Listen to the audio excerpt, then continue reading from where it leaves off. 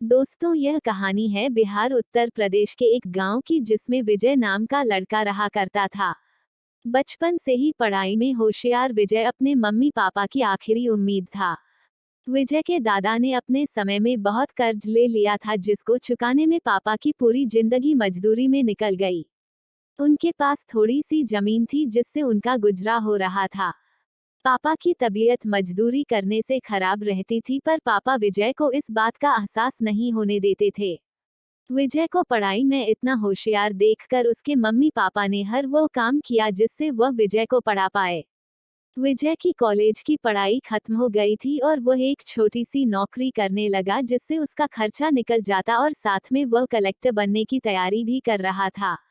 विजय अपने वक्त का एक मिनट भी फालतू नहीं गुजारता था। विजय ने पूरा समय पढ़ाई और नौकरी में ही लगा दिया।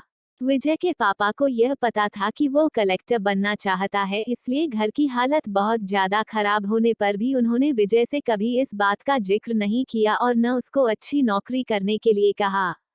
लगातार 2 साल तक विजय पास नहीं हो पाया। उसके बाद भी उसके पिता ने अपना घर और जमीन गिरवी रखकर विजय को आईएएस की कोचिंग ज्वाइन करवाई और उसकी नौकरी भी छुड़वा दी और केवल पढ़ाई करने को कहा।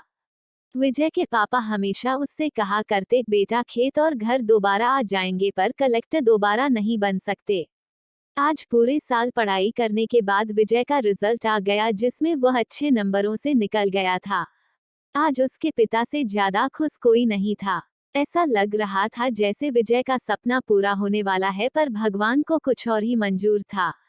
विजय का कल इंटरव्यू था और सुबह से उसके पापा की तबीयत खराब थी। विजय के पापा उसकी मां से बार बार कह रहे थे कि विजय को मत बताना, और उस दिन देर रात उनकी मौत हो गई। अब एक मां जिसकी गोद में उसका पति गुजर गया और वह अपने दर्द को भुलाकर अपने बेटे की जिंदगी के बारे में सोच रही थी। मां ने पड़ोसियों तक को इस बात का एहसास नहीं होने दिया कि उसका पति अब नहीं रहा। पूरी रात ऐसे रोई कि आवाज भी न निकले, और सुबह विजय जब इंटरव्यू देने जाने लगा तब मां और पापा के आशीर्वाद के लिए उसने मां को कॉल किया। मां ने पूरी हिम्मत लगा दी अपना सच छुपाने के लिए और विजय को आशीर्वाद दिया, और जब विजय ने पापा से बात करने को कहा तो मां बोली, पापा अब तुमसे बात नहीं करेंगे, वह कलेक्टर से बात करेंगे। इतनी बात करके मां ने फोन रख दिया। विजय का जब इंटरव्यू हो गया तब उसे बताया गया कि उसके पिता की तबीयत खराब है, उसको तुरंत घर जाना है। विजय को एक पल नहीं लगा अपने पिता की हालत समझने में।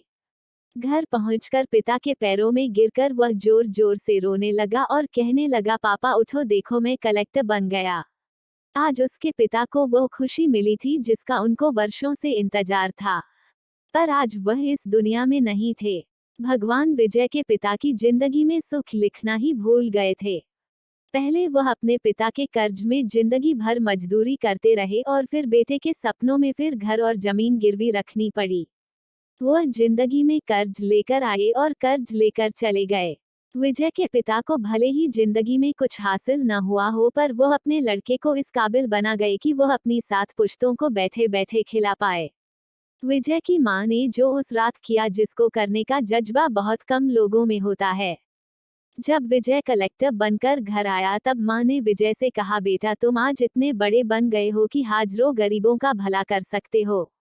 जब भी तुम्हारे सामने कोई गरीब मदद मांगने आए तो अपने पिता और मेरे बारे में सोचना। मैं तुम्हारे बराबर पढ़ी लिखी और समझदार तो नहीं हूँ, पर इतना जरूर जानती हूँ, गरीब आदमी की बहुत मजबूरी होती है।